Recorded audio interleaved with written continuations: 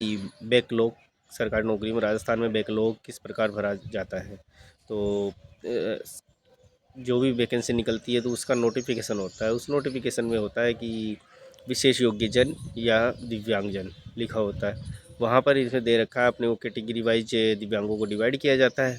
Divide करने के अलावा उनमें 2018 के नियम के अनुसार बैकलॉग किस प्रकार से भरा जाता है ये भी दिया जाए। जो पिछले वर्ष खाली रह गई उन सीटों को ही केवल भरते हैं। जो इस वर्ष खाली रहेगी उनको इस बार नहीं भरेंगे, उनको अगली बार भरेंगे। क्योंकि जैसे बीएलबी की खाली रह रही है, नेगेटिव मार्किंग में बीएलबी एचआई की इनकी खाली रहती है। पिछली बार तो एलडीसी में तक एलडी की भी खाली रह गई थी। तो जब बीएलबी एचआई और इनकी जो खाली रहेगी इस बार, तो वो अगली बार जाएगा बैकलॉग।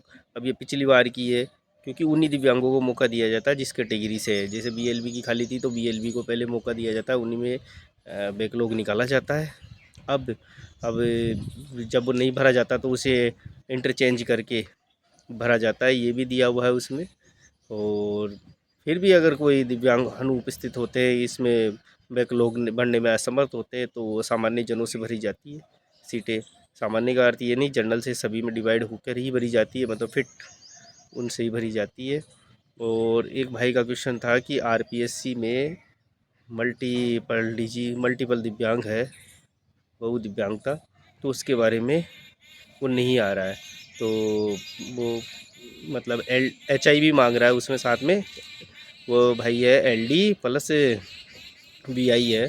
तो उसमें आपको एक एप्लीकेशन लगानी है वहाँ आरपीएससी में, तो आगे की वैकेंसी में सुधार हो जाएगा। इसमें भी करे तो हो सकता है, उनके पास पावर होती है। फिर भी ना हो तो आपको तो एलडी से ही बनना चाहिए। आरएसएस भी तो पूरी अच्छे से सुविधा देता है इस चीज़ की कि आप एलडी हो और मल्टीपल दिव्यांग हो तो आराम से किसी में भी भर सकते हो आप।